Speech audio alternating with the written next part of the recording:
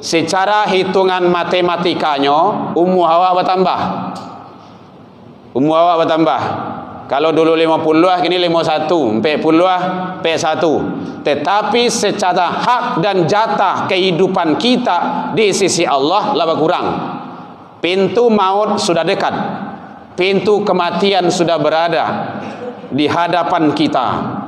Oleh sebab itu, jangan sia-siakan sisa umur yang Allah berikan kepada kita, karena umur akan dipertanggungjawabkan.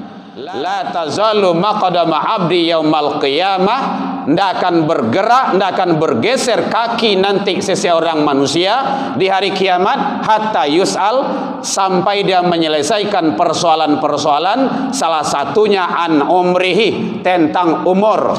Barau muhawa itu akan dihisap. Awak masih muda baru pak, ndak ada cerita. Kalau sewaktu muda tu bagai limang jodoh tatap. Makanya manfaatkan sisa umur ini sebaik-baiknya, mumpung Allah berikan kita kesempatan hidup dalam mengharungi kehidupan dunia untuk menuju kampung yang abadi di akhirat.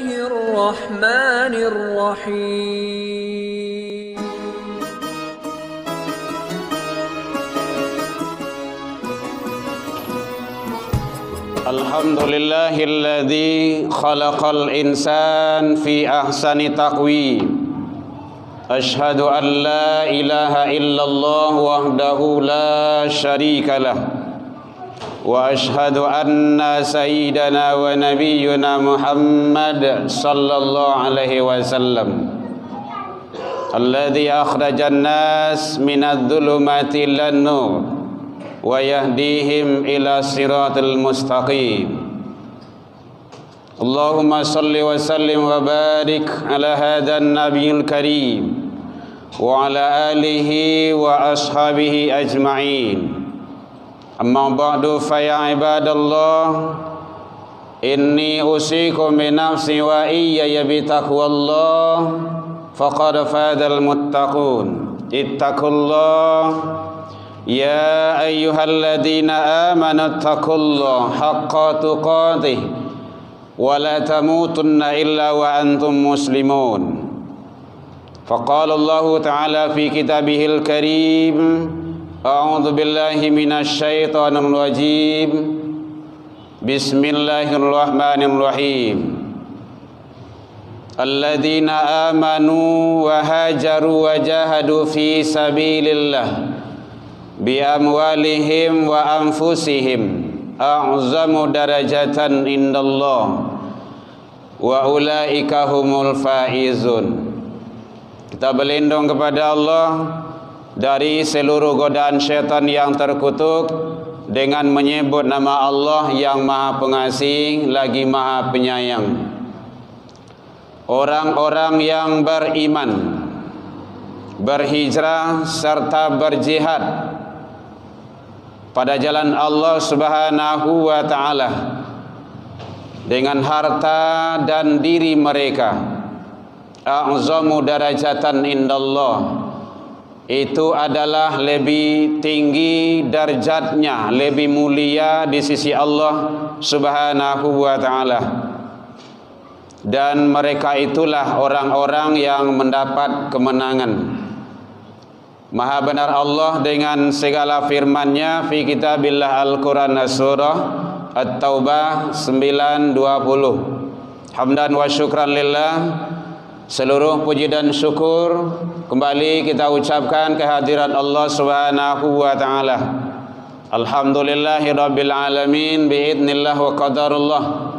Dengan izin Allah Subhanahu wa ta'ala, sampai detik ini kita masih diberikan umur panjang, sehingga dengan nikmat kehidupan itu kita bisa menjalankan yang namanya kehidupan di dunia ini untuk mencari kehidupan kita nanti yang abadi dan kekal, itulah di akhirat. Karena kehidupan di dunia ini adalah fana, sementara, dia akan hilang dan dia akan lenyap. Tetapi kehidupan yang abadi adalah kehidupan sesudah kehidupan di dunia ini. Alhamdulillah, kita syukuri nikmat hidup tersebut dengan menjalankan ketaatan kepada Allah. Selawat dan salam kepada Nabi besar Muhammad sallallahu alaihi wasallam. Allahumma salli ala Muhammad wa ala ali Muhammad. Bapak saudara kaum muslimin rahimakumullah. Alhamdulillah, sampai detik ini kita masih ditakdirkan Allah berada di bulan Muharram, bulan hijrah. Secara kedisiplinan keilmuan rasanya sudah banyak di mana-mana, di televisi, di radio, media-media sosial, video-video pendek di YouTube, kajian-kajian masalah keilmuan, bicara masalah yang namanya hijrah. Yang terpenting bagi kita adalah bukan hanya tataran ilmu, tetapi bagaimana kita pengamalan. Pengamalan itu artinya dikalajuan. Ilmu kalau tidak diamalkan tidak ada guna. Al-ilmu bila amalin kasyajari bila thamarin. Ilmu yang tidak diamalkan bagaikan pohon yang tidak ada buahnya.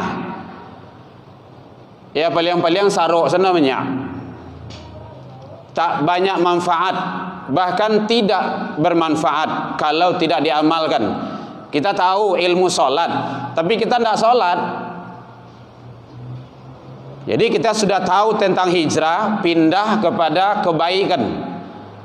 Karena hakikat hijrah itu dalam pandangan agama, kata Rasul, al-muhajiru man hajara mana Allahu anhu, meninggalkan apa yang dilarang oleh Allah.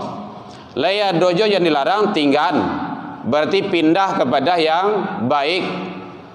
Kalau assalamualaikum jarang solat, kini solat leh 5 waktu. Kalau leh solat awak assalamualaikum, solat jamaah, itu hijrah kepada kebaikan itu.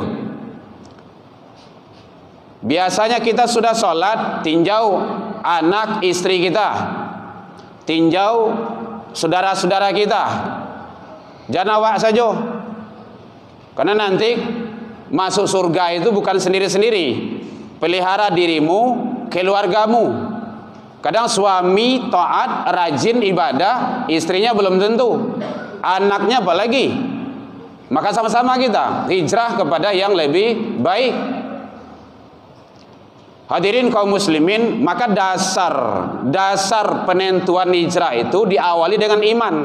Alladzina amanu, At-Taubah surat 9 ayat 20 itu kan seperti itu.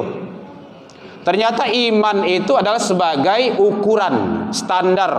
Kalau iman mantap, iman hebat, iman kokoh, insya Allah aman. Lihat dalam syirah sebelum Rasulullah melaksanakan hijrah, ayat di kerajaan Nabi lebih kurang 3 tahun di Mekah sebelum hijrah ke Madinah, itu adalah iman, tauhid, akidah, mantapkan dulu, baru hijrah. Kalau seandainya iman sudah kokoh, aman, insyaallah. Ndak apa-apa ada.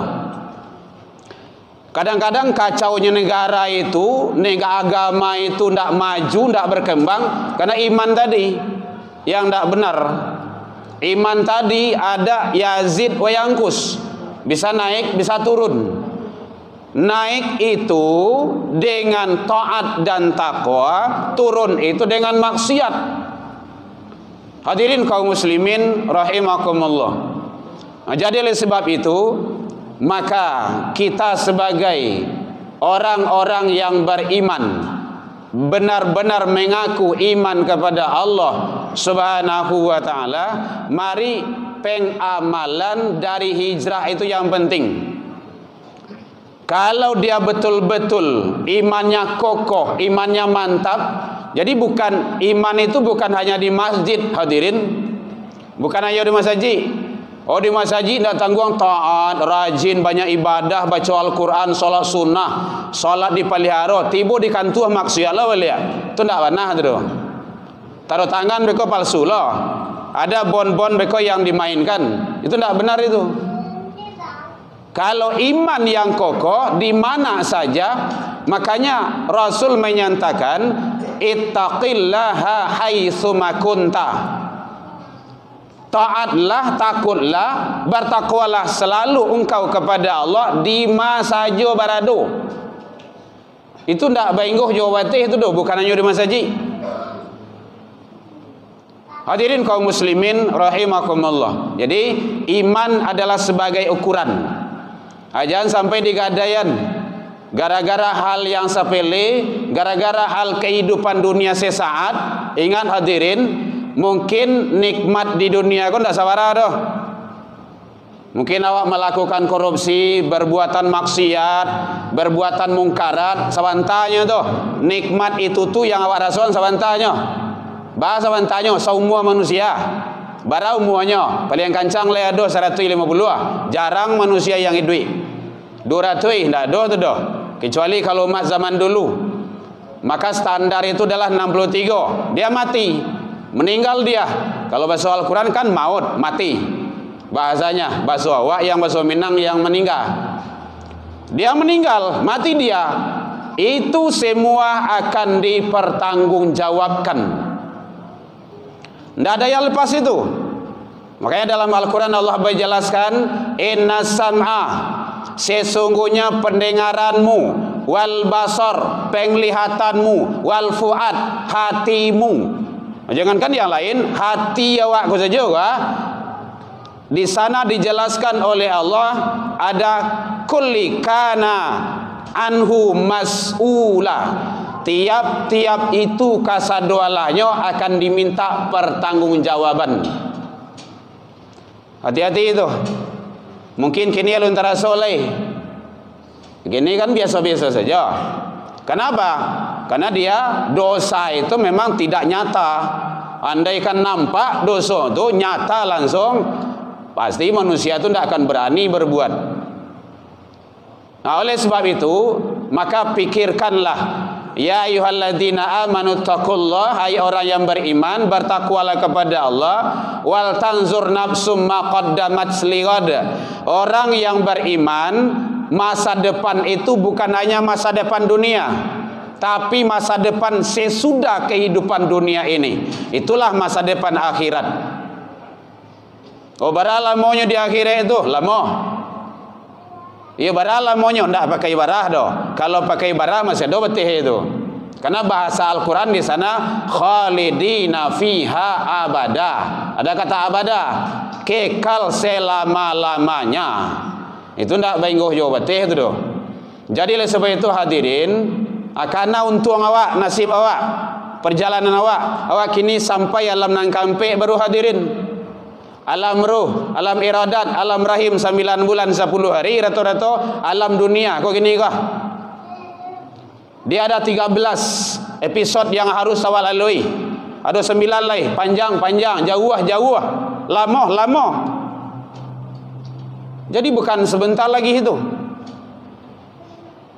Buktinya alam barzah yang sudah mendahului kita sekarang, yang sudah wafat, beliau itu sudah berada di alam barzah atau alam penantian atau dinding. Adanya menyatakan dinding apa? Batas antara kehidupan dunia dengan kehidupan akhirat.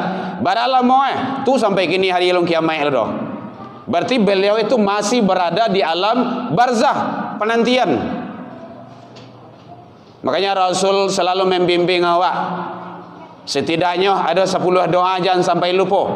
Allahumma inna nas'aluka salamatan fid din wa afiatan fil jasadi wa ziyaratan fil ilmi wa barakatan fil rizqi wa taubatan qabdal maut wa rahmatan indal maut wa maghfiratan ba'dal maut. Itu permohonan kita. Allahumma hawwin alaina fi sakarat. Dalam sakarat saja kita sudah mendapat siksa dan azab. Kalau tiadanya iman itu tidak ada. Maka oleh sebab itu hadirin kaum muslimin, secara hitungan matematikanya umur awak bertambah. Kalau dulu 50, kini 51, 40, 41. Tetapi secara hak dan jatah kehidupan kita di sisi Allah lebih kurang. Pintu maut sudah dekat.